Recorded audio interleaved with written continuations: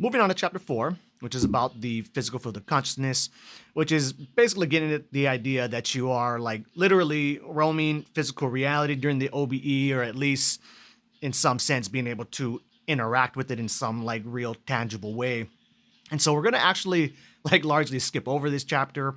I found the next chapter, which is on vertical perception, to be more interesting, in which he goes over like some of the experiments and stuff he did himself to try and, prove to himself if that was a thing or not. So we'll spend a bit more time in that chapter than in this one, but I thought I would just go through and touch on some of my highlights in it and crank this whole chapter out in one video.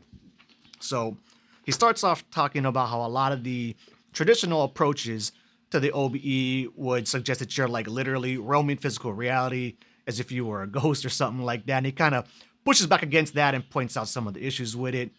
He also brings up how sometimes people will say that you're not interacting with physical reality per se, but it's some like very similar, close to it, in between realm where, it's like some, instead of interacting with the actual physical object, you're interacting with like the astral matter of it. So say like you're in the OBE, you're in your bedroom, you get up, your door is shut, right, in waking life. You open the door to go explore the rest of the house or do whatever.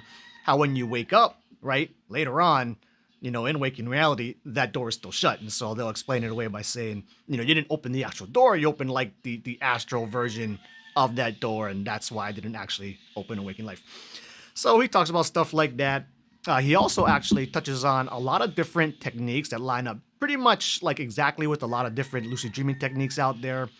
So we'll talk about stuff like, if you want to if you want to affect the scene you're in, or maybe even like change it, you could do like a quick 360 spin to reset it or change the environment.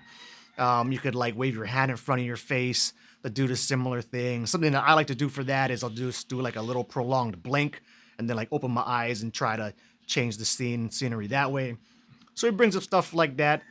He also talks about like some of the enhanced perceptions and things you can have within the OBE state that line up with lucid dreaming stuff, where, the ability to see in like 360 degree vision, having x-ray vision, being able to zoom in and out on stuff, the ability to know, say like if you're interacting with a character within the OBE state, like what they're intuitively thinking or feeling without having to have them, directly tell you. So he covers a lot of stuff like that. But I think to sum it all up, I'll just share with you some stuff from his summary.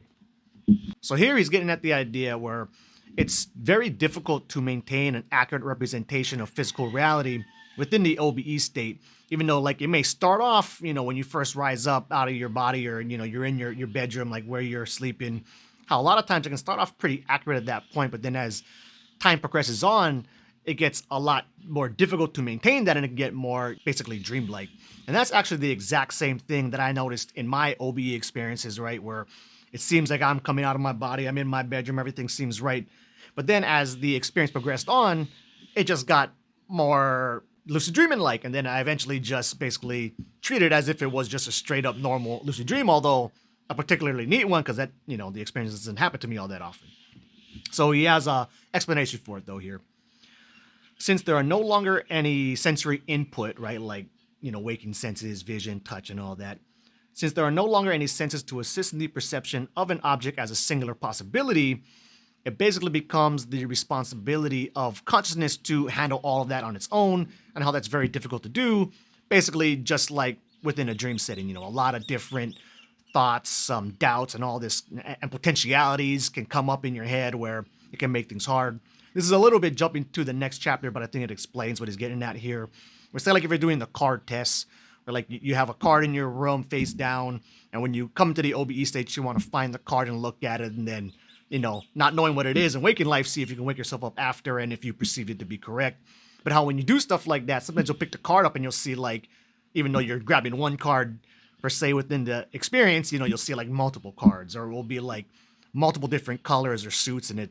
Then you're basically going to have to just kind of intuitively guess which card it is and then wake up and check it out later. Anyway, with the absence of sensory input, it opens the door to a variety of different influences that destabilize the perception in the out-of-body state, right? Basically, what I just was saying. And then we'll sum it up with this. We are left with an uncomfortable picture regarding the objective reality of anything perceived in the out-of-body state.